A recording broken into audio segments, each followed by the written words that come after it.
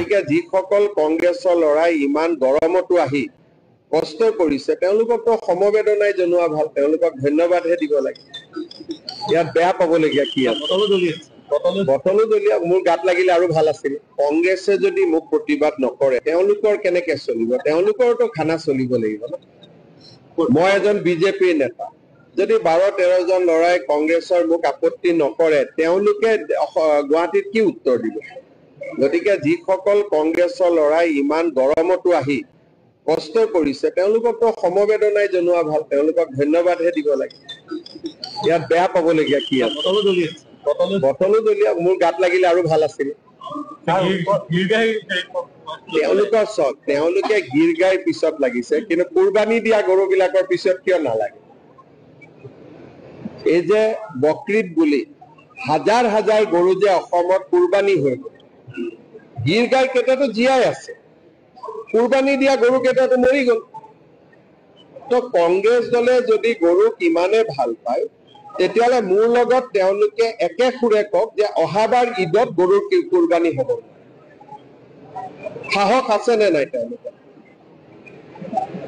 আমিতো বিজেপি কৰা মানুহবিলাকে গৰুক ভাল পাওঁ কাৰণে মৰা গৰু এটাও পইচা দি কিনি আনি তাক খুৱাই খুৱাই জীয়াই ৰাখিছো, কিন্তু কংগ্ৰেছৰ আধা মানুহেতো গৰুক কুৰবানী দিয়ে। কংগ্ৰেছৰ সোঁৱে বাৱে আন্দোলন কৰি থকা আধা মানুহেতো গৰু খায়। তো গৰু ভক্ষণ কৰা মানুহে, গৰু খোৱা মানুহে গৰু পোহাৰ কথা আলোচনা কৰে নেকি? গোটেই গৰু খায়। ৰকিবুল হুছেইনে গৰু খায় নে নাখায়? ৰেকিবুদ্দিন আহমেদে গৰু খায় নে নাখায়?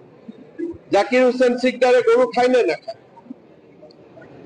তেওঁলোকৰ MLA নুৰুল হুদাই গৰু খায় নে নাখায়? তেওঁলোকৰ বিধায়ক ৰচিদ মণ্ডলে গৰু খায় নে নাখায়? AK ৰচিদে গৰু খায় নে নাখায়? তো গৰু খোৱা মানুহে যোনে এনেকে কাটি কাটি কাটি কাটি গৰুক মাৰে, এনেকে মাৰে, যাক হালাল কৰা বুলি কয়, হয়নে? সেই মানুহে এতিয়া গৰুৰ কাৰণে আন্দোলন কৰে। গতিকে একমুখত কংগ্ৰেছৰ সদস্যসকলে কৈ দিয়ক যে আজিৰ পৰা আমি গৰু নাখাওঁ আৰু গৰু নামাৰো, আৰু মোক তেওঁলোকে কওক যে অসমত গৰুৰ প্ৰতিপালন হ'ব লাগে। এতিয়া এখন আইন কৰক যে অহাবাৰ ঈদত যাতে কোনো গৰু নাখায়। সাহস আছে নে নাই তেওঁলোকৰ?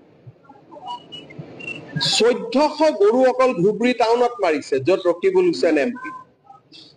আৰু গৰু মাৰাই নহয়, গৰুৰ মাংস নামঘৰত থৈছে। আজি গোটেই মানুহক এভিকশ্যন কৰি আছো লখিমপুৰ। গতিকে যি মানুহে গৰুক এনেকে মাৰে,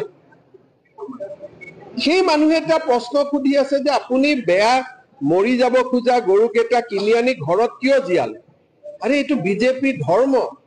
মৰি যাব খোজা গৰু ঘৰত আনি পুহি ডাঙৰ কৰা, এইটোতো বিজেপি এইটো কাম কৰেই।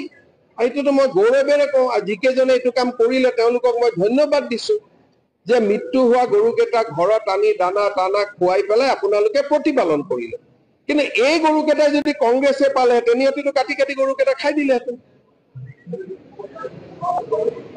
হয়নে নহয়? গতিকে এনেকে গৰু খোৱা মানুহে এইবিলাক আন্দোলন কৰে নেকি? লাজ নালাগে নেকি কওকচোন? এটাতো লাজ থাকিব লাগে। আৰু অসমৰ, আপোনালোকে বেয়া নাপাব, আপোনালোকক কৈ পোৱা নাই, বাতৰি কাকত আৰু টিভি চেনেলৰ বিড়ম্বনা চাওক। যেতিয়া কুৰবানী হয় তেওঁলোকে তাৰ বিৰুদ্ধে নামানে, যেতিয়া গৰুবোৰ বাংলাদেশত গৈ থাকে তাৰ বিৰুদ্ধে নামানে, গৰু যেতিয়া হালাল হয় তাৰ বিৰুদ্ধে নামানে। এতিয়া বেমাৰী গৰুকেইটা কোনে মাতি আনি প্ৰতিপালন কৰি ডাঙৰ কৰিছে তাৰ লিষ্টখন ছপাই আছে। অহাবাৰ কোনোবা এটা দিনত যিমান কেইজনে গৰু কিনি আনি গৰুকেইটা বচালে সিহঁতকতো চৰকাৰীভাৱে অভিনন্দন জনাব লাগে।